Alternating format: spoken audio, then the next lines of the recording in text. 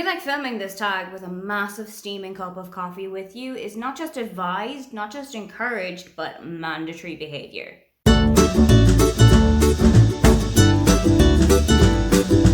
Hi, welcome, come on in. My name is Aoife and today I am taking the Gilmore Girls book tag. It's autumn, it is pretty much Gilmore Girls' time to shine. I think I'm about to start my annual rewatch of the series, maybe this weekend, I'm not entirely sure. But I do know it's very high up on my Netflix watch list at the moment.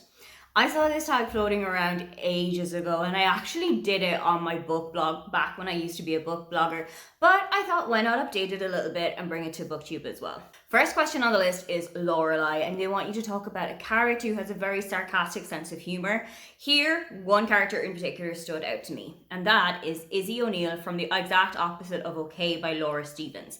This is Laura's debut novel and it follows Izzy, who wants to be a comedian and is kind of like the class clown.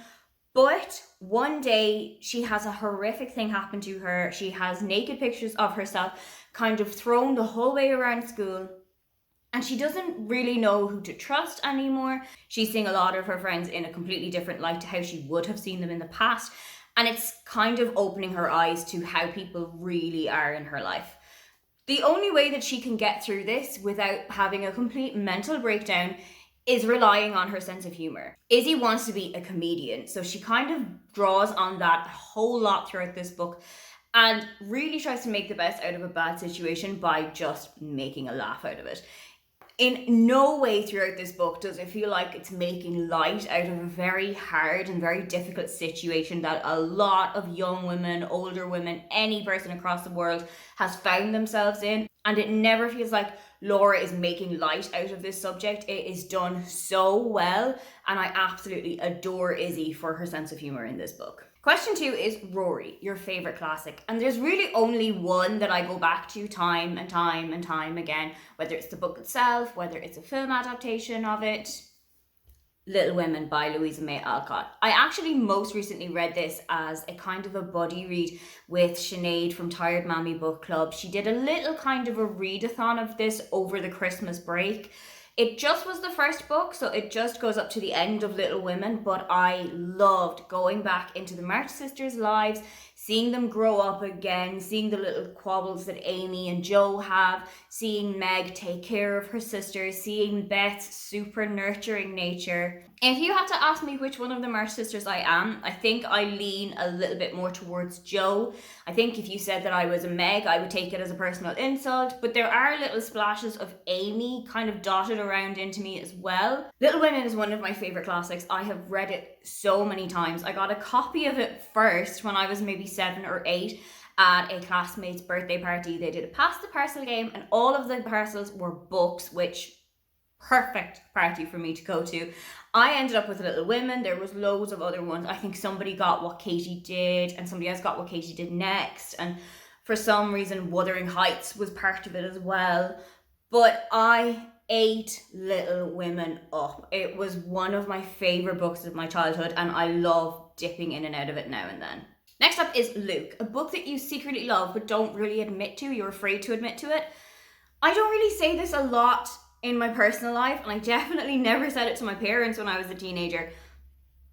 But when I was younger, I was absolutely obsessed with this book called Candy by Kevin Brooks. It's about a teenager named Joe who's living in London. And one day when he's on the bus back from a doctor's appointment, he meets a young girl called Candy, who it turns out is 14, a teenage prostitute, addicted to heroin, and is very much kept under the thumb of Iggy, who is her pimp. This whole story kind of goes into a lot of subterfuge and a lot of intrigue, and you are really kept on your toes for the entirety of the book. Like, why has this person been taken away from their family?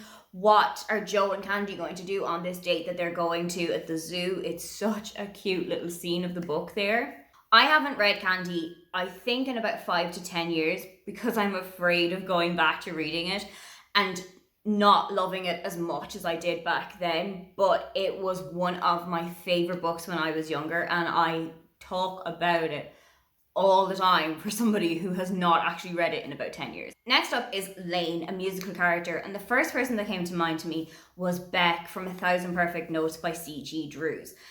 This, I think, was her first novel, and it follows Beck, who lives with his mother, and she is a piano virtuoso.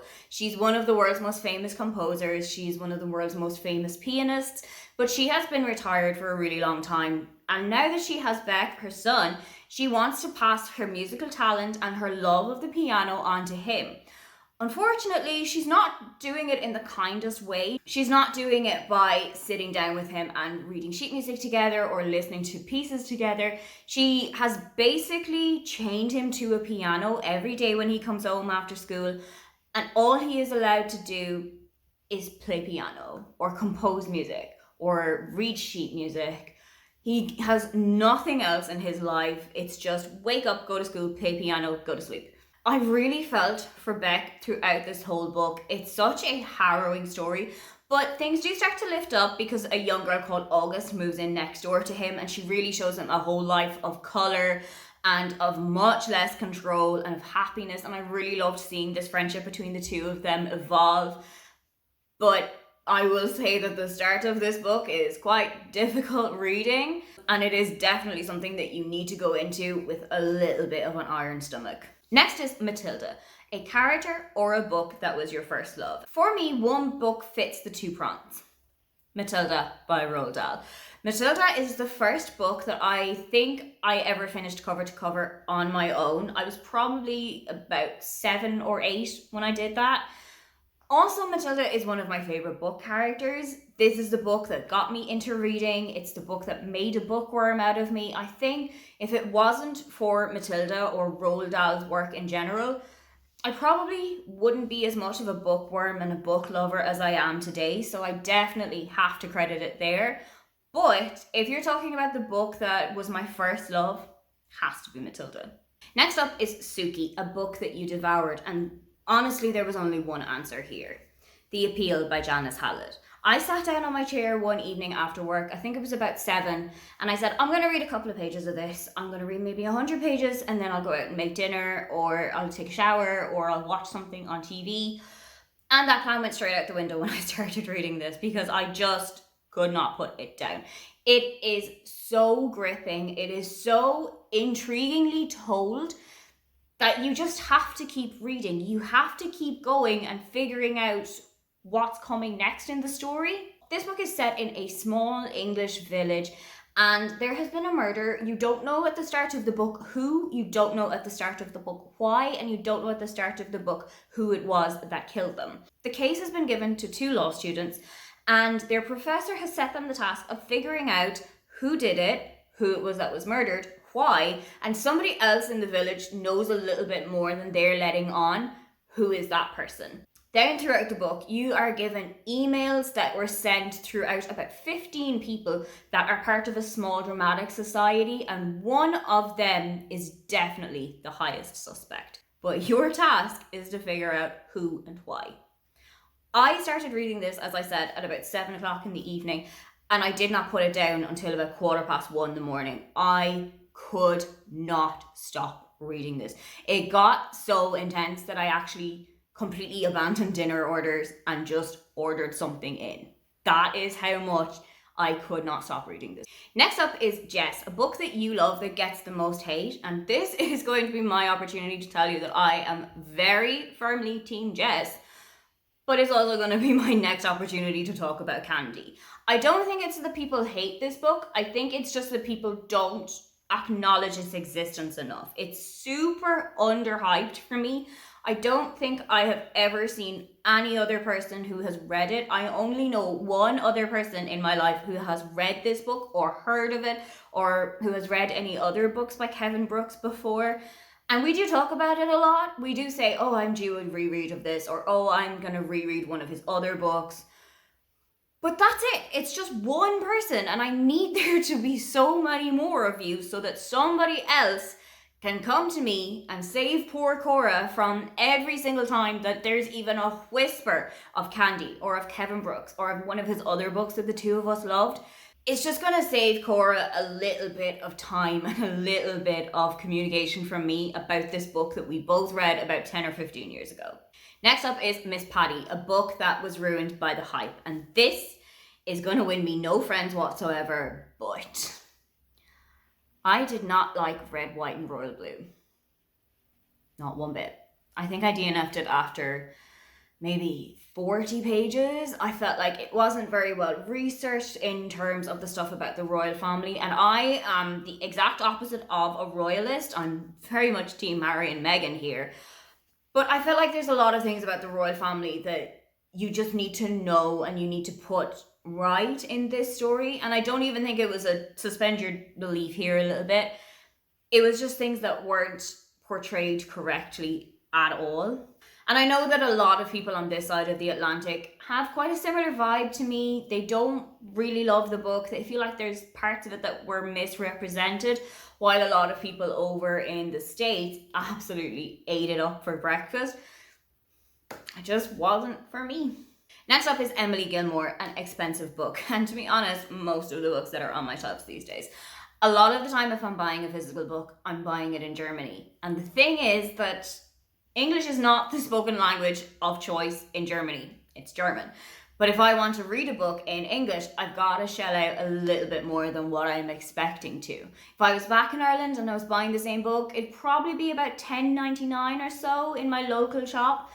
If I'm buying the same book over here, it could be upwards of about €20. I know that there's a couple of books that I've looked at the same prices in Ireland and back here in Germany and just had a little bit of a double take at how much of a difference there can be.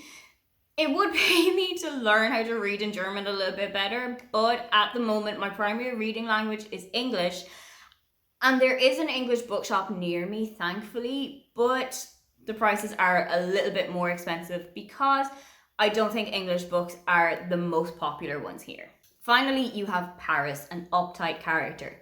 And I had to think about this one for a while because there wasn't really anybody coming to my mind immediately. And then I stopped and thought about Maggie Walsh, one of the Walsh sisters from, I think her book was Angels, but more so from the first two books, Watermelon and Rachel's Holiday.